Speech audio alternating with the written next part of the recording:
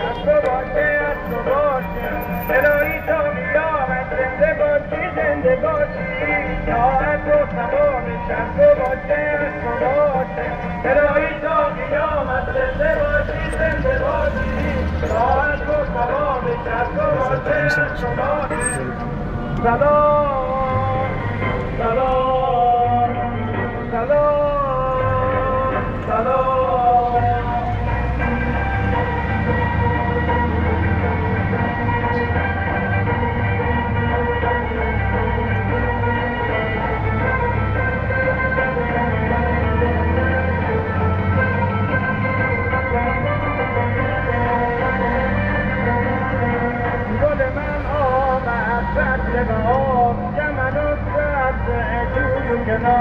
گل من آمد جنب بهار که منو سبز جور کنار بگه جایی تو خبر دار گل بلند عشق همه سردار کس دست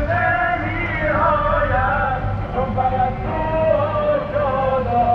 سر برادر برد تو هیاهوی باران سلام سلام سلام روزتون بخیر دوستان عزیز، درود می‌فرستیم به سرسر شما خوبان همراه که الان شنونده برنامه پیام امروز هستید. در این قسمت از برنامه توجه شما رو به یک اطلاعیه از سازمان مرکزی دانشگاه فردوسی مشهد جلب می‌کنم. در این اطلاعیه آمده است نخستین دوره مسابقات قرآن کریم ویژه اعضای هیئت علمی و اساتید دانشگاه‌ها به همت اداره کل امور فرهنگی وزارت علوم، تحقیقات و فناوری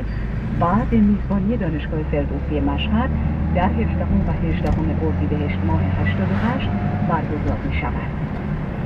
لازم به ذکر است که این مسابقات در دو بخش شفاهی و کتبی برگزار خواهد شد که بخش شفاهی آن شامل تلاوت، تحقیق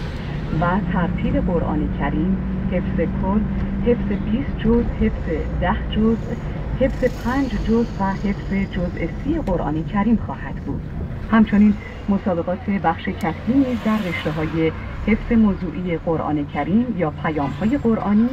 ترجمه و مفردات، معارف قرآنی یا تفسیر منتخب بین اعضای هیئت علمی و اساتید دانشگاه‌های سراسر کشور برگزار خواهد شد. افتتاحیه چهارشنبه 16 اردیبهشت 88 ساعت 18:30 تا 19:30 آمفی‌تئاتر مجتمع کانون‌های فرهنگی و هنری سالن پرویز و اختتامیه جمعه 18 اردیبهشت 88 ساعت 10 الی 12 آمفی‌تئاتر مجتمع کانون‌های فرهنگی و هنری یا سالن پرویز.